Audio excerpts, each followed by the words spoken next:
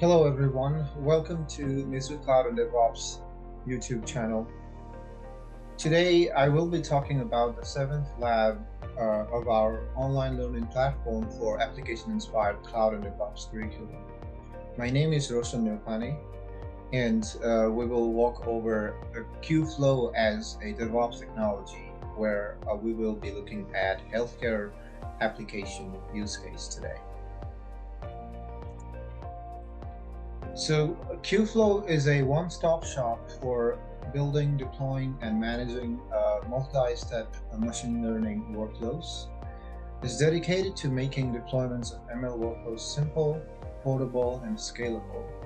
Also provides a straightforward way to deploy open source systems to diverse infrastructures.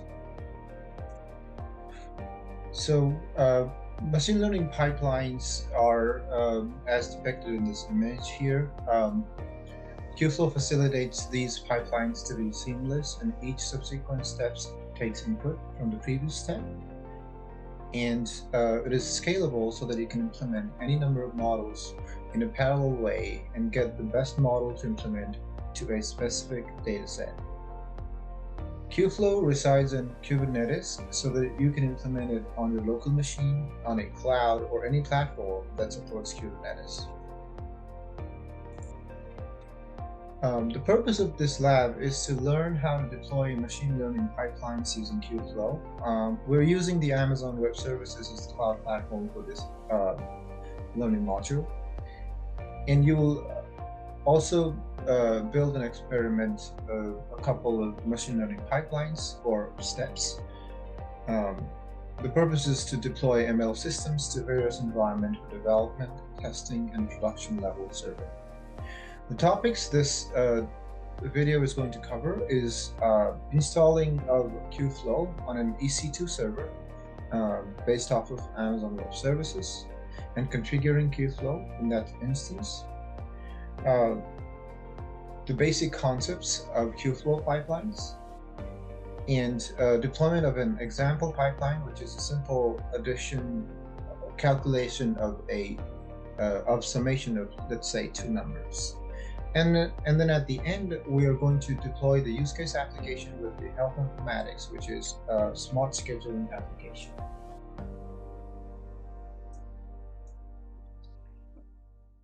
Just to give a brief information on the Kubeflow components, there will be a centralized dashboard that provides quick access to all the components of Kubeflow in a cluster.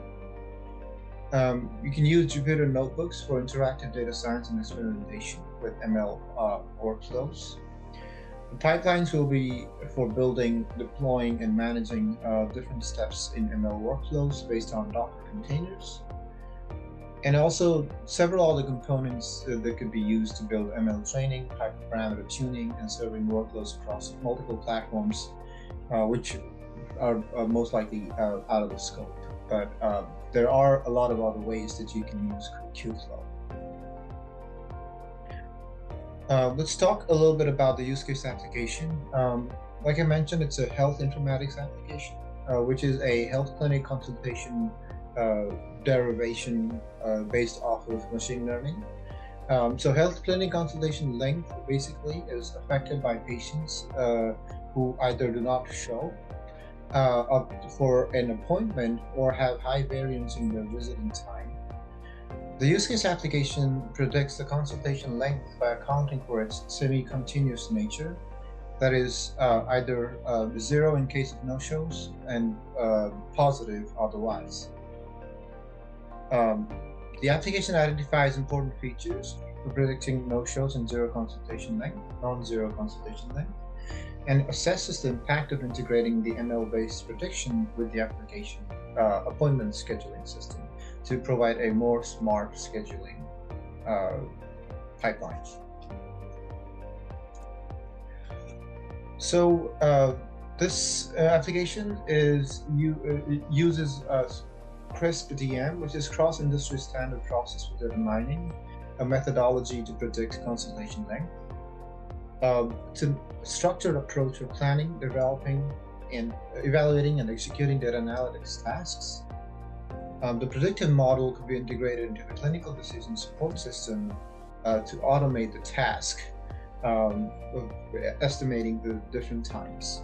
The right-hand side here is an image of the basic working of this application.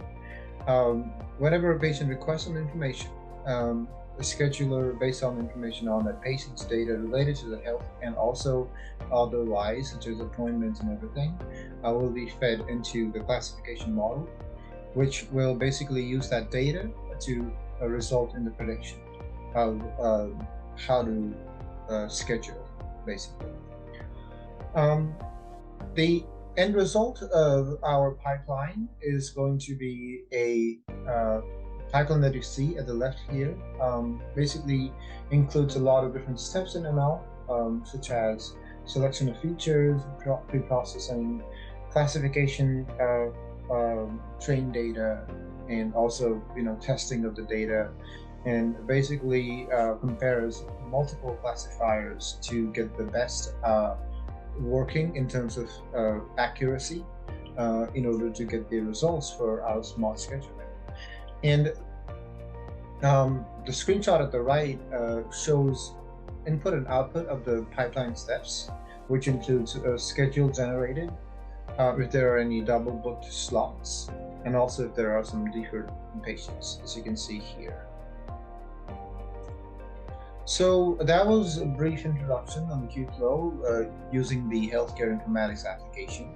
Now in the demonstration part of this video, we will be covering the deployment of Kubeflow on AWS Cloud, familiarize the learners with the basic concepts and functionalities of Kubeflow.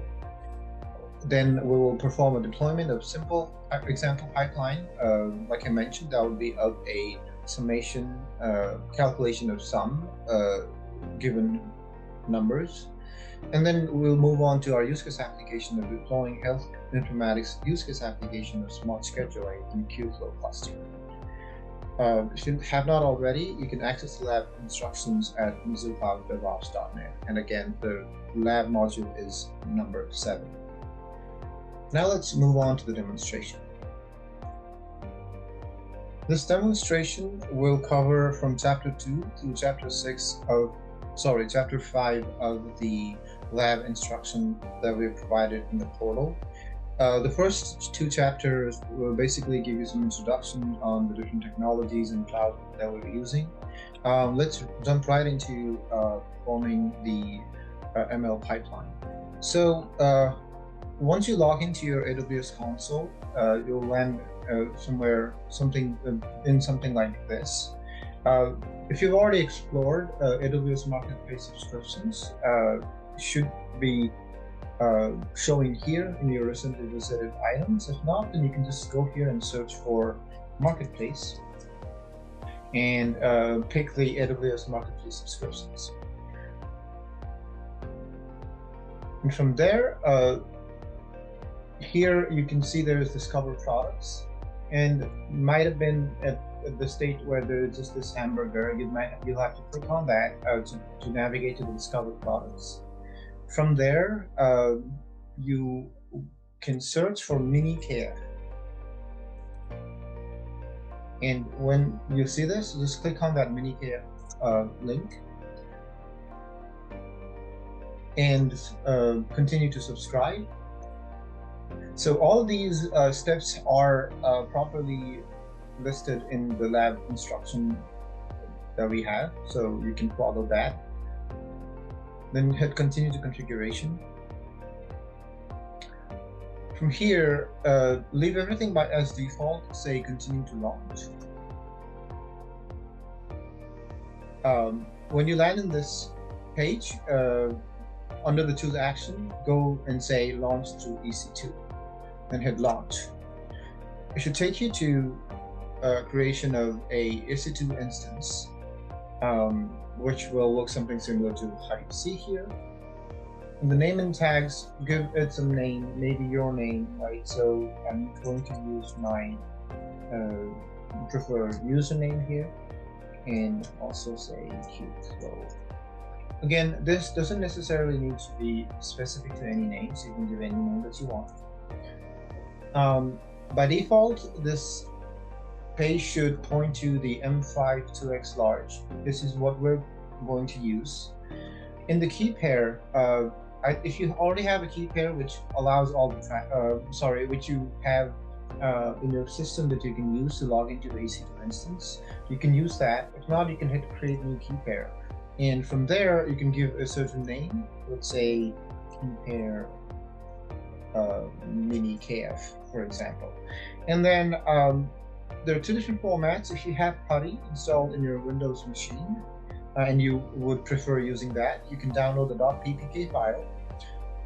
Otherwise, every other places, even in Windows, you're able to use PowerShell, which comes out of the box with OpenSSH. For that, you can use .pem, and this also is true for Mac systems or any other Linux systems. So I'm not going to create this key pair here. I'm just going to cancel it because I'm going to use something that I've already created. But go on to say create key pair. And then from it should definitely point it to the key pair that you just created. If not, you can find it from this drop-down list. I'm simply going to use, doesn't matter, so Ansible lab. And the network setting will have a security group with a bunch of information already selected, which allows SSH, TCP traffic, and HTTPS traffic from the internet. You can, if this is the first time, you can create the security group with all of these checked. Since I've already created one, I'm going to go to the select existing group, and then I'm going to click that. So it's, if you see create security group, it basically will create something with this prefix minikf. And in the volume, we're not going to change any information here. We're going to keep the same as 200 and 500. Now, everything looks just fine. We're going to say launch instance.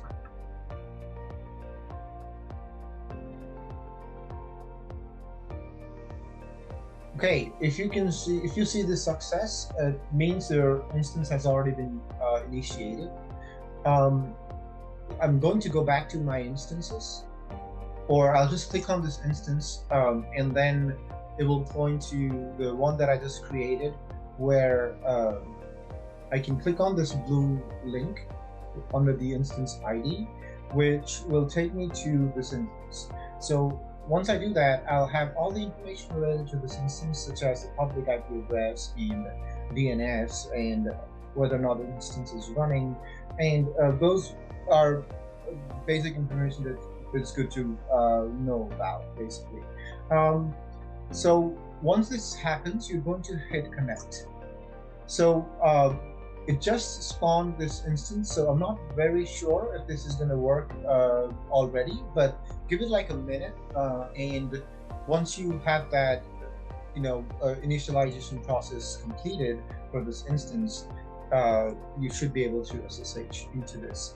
And again, you could either do this or use your local terminal or PowerShell. It depends on how you want to access it. But know that the name of the user is going to be Ubuntu. Your IP address is this, and when you will pass the key, you will be passing the key pair, the private key that you created in the earlier step. Okay, so let's see what it does when we hit connect.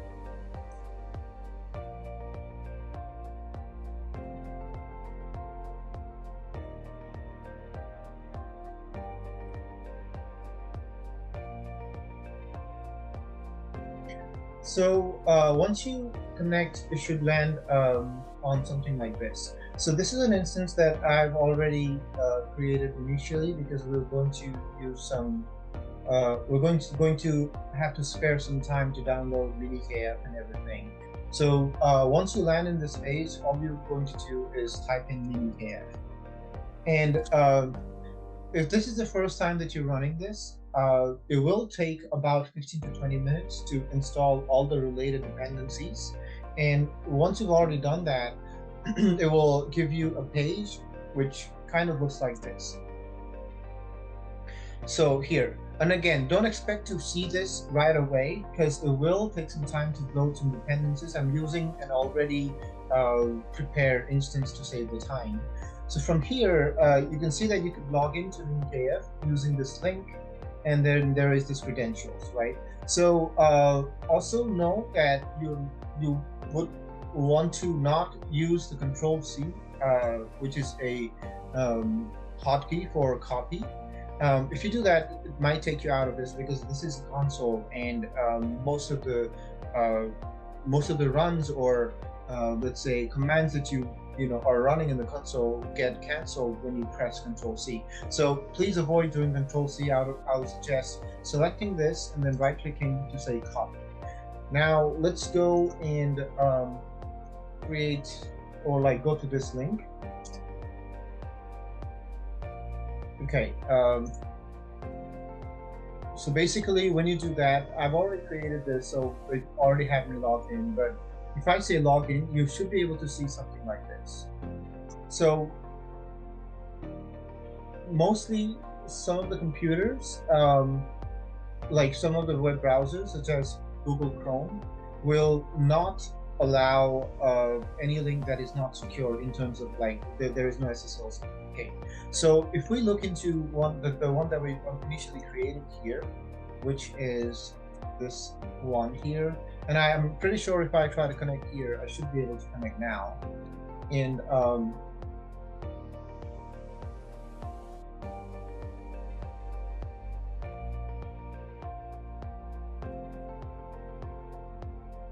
so yeah, initially it might ask, do you want to proceed to this site anyway? You might have to say go to advanced settings, and then from there you should say visit the page anyway before you land here. So that's because HTTPS is this system does not have a secure certificate, and we don't need it just to do this tutorial. So yeah, once you are done with that, you should see this page, which will take in the information which you had earlier, which is through this page. The username is user. I'm going to memorize that, and I'm going to copy the password. And again, I'm not going to do Control-C. Please defer from saying Control-C. Now the username is user, and if I paste the password here, I should be able to log in to the central dashboard. The next step here would be to go to the notebooks. From notebooks, initially you would not have any notebooks created. So what I would suggest is say go to like new notebook, and from here you can give the name. You don't have to change anything else here. You can just give the name as my notebook, let's say, and then scroll all the way down, leaving all the values as default, and then click on launch. It will basically take a little bit of time to have this notebook ready to be connected. And once you see this blue button in this particular item, you should be able to proceed with using this notebook. So now let's click on this connect.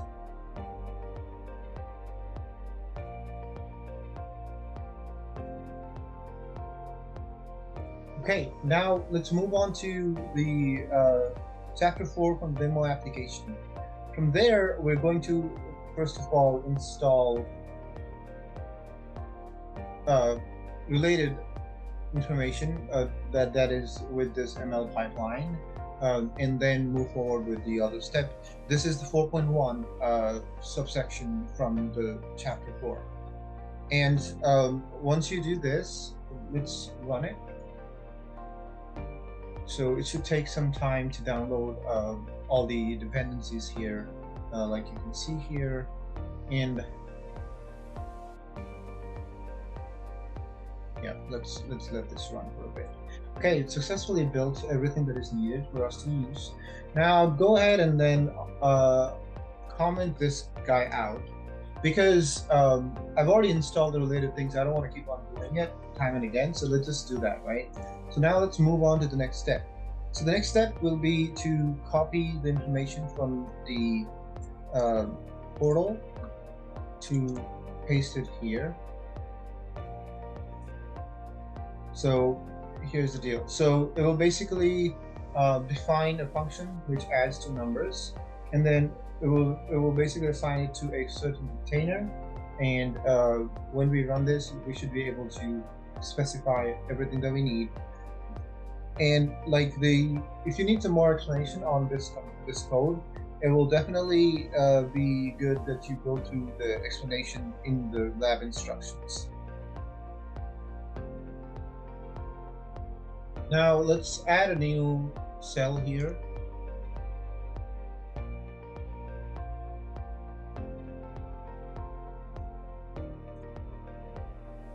Now let's add another cell and then copy over the file of the code from section 4.1.5, which is to define the pipeline as a Python function.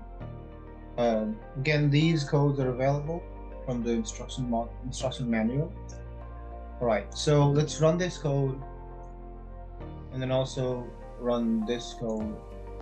Okay, so it basically creates the pipeline, creates containers related to run this pipeline, and at the end should echo the information of the output.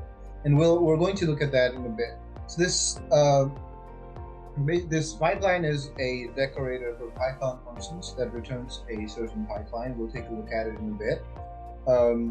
In this sample, we're creating a pipeline that consists of 4 steps. The first 2 steps are going to run in parallel. The third and fourth are going to run sequentially, and we'll get to that in a bit. So let's copy the next command from the instructions manual, which will simply compile this to create a new file. It might throw some warnings. It may not, but it doesn't matter. Just hit on run, and it should create a new file here called calculate sum pipeline. Now let's deploy this pipeline, and that is the information from 4.1.7. I'm going to add that information here. Okay, so now let's run this. Okay, once I've run this, it will show me the experiment details, run details. Let's look at what they are.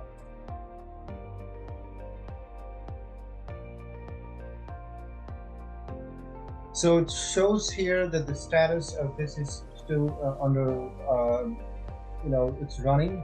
And let's go and look at the run details here. So it will show us a pipeline being generated. First off, like I said, these 2 things run in parallel. When I click on this, I'll see that there is some input parameters where we're, summing the values C and D. And the other one, if I click, it's going to sum the values A and B. So these 2 things are going to run in parallel. It again is, as you can see here, the status of where this is showing here. It's still in the pending state with the pod initialization. It might take a little bit of time to initialize the pod, so that this is what it is doing. Okay, once these 2 things are done, after the pod initialization has happened, you can hover over to them or click on them to see the output and input information. On this calculate sum, we can see the number were 7 and 10, the output is 17, and whereas in the other one, the C and D were 4 and 7, the output parameters or the data that we get out of the summation is 11. Now, as you can see, the calculate sum 3 is also done, which simply is going to add these 2 numbers, the outputs of these 2 numbers, right? So it is 28. And the entire pipeline is complete now. And the final command that we're running in this pipeline is echo. Echo basically prints out a certain value, or shows in the screen what the final value is. And when I click on that, you can see in the logs, it says the result is 28. So this kind of gives you the idea of how a Kubeflow pipeline works. And now we're going to move forward towards the use case application of the health informatics app. So now move on to the chapter 5, and you will get some information of the data, the description of the data, where we talk about what are the different features that we have in the data and all other information. This goes on to around 5.2, and then in the 5.2.1, you can see a link which allows you to download a notebook. So it's a link called Kubeflow beta.ipynb. So download that file, and once you have that, what you're going to do is go back to your notebook here, and then from wherever you've downloaded it, for example, I've downloaded here, you simply need to pull it into this section here. So once you do that, it will simply copy the notebook, and then it will add it to your portal. So when I click on this guy, I can see there is a bunch of information here. So what we have is information and like functions to pre-process the data.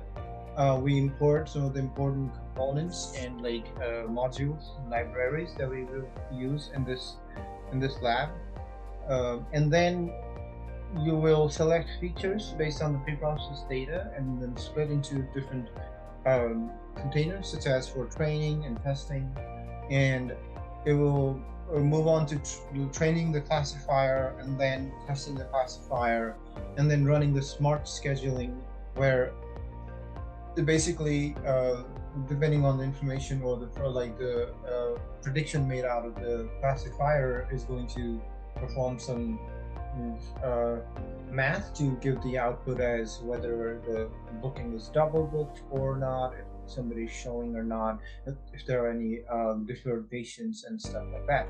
So I would suggest you go over the code to get the idea of all of these, and basically we're going to define the pipeline on how it should run.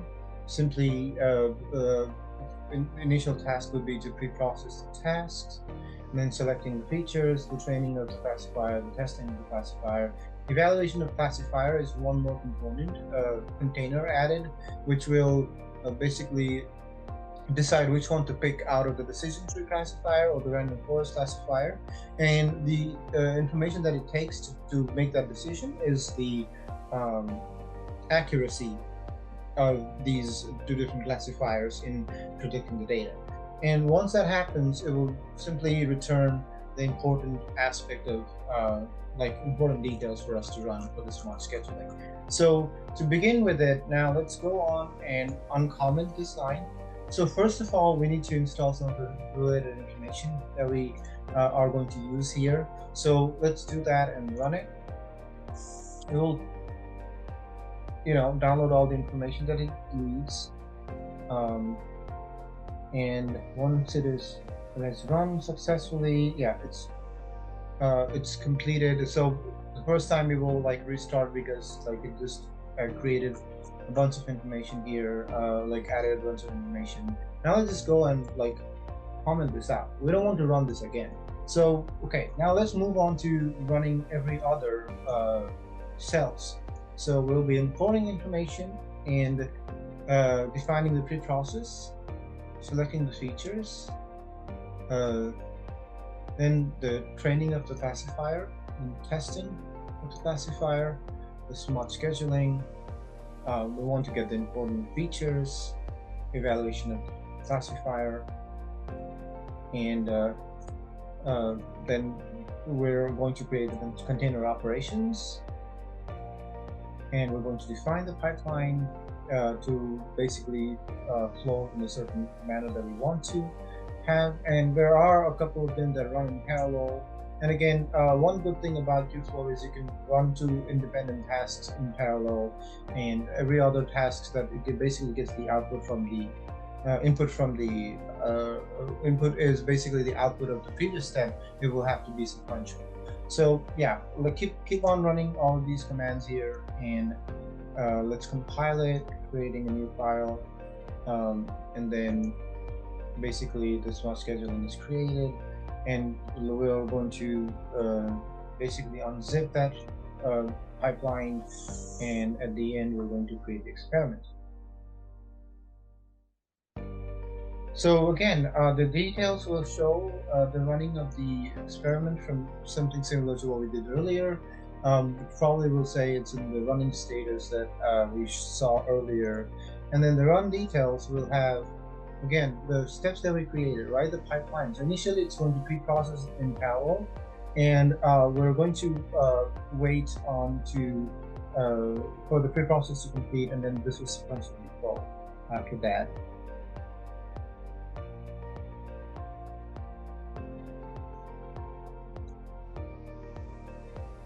It will take some time to finish this, so as a couple of steps have already been completed for me, I wanted to show some details here. Pre-processing will create a list of information that are important, or the features that are important. Now, out of that, the select feature will basically select the important features, and then we'll pass it along to train classifier.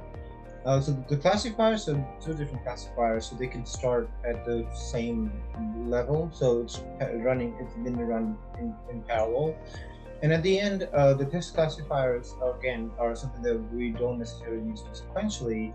And once that happens, we will see that the output is something of around like 92% for the first one, about 90% for the second one.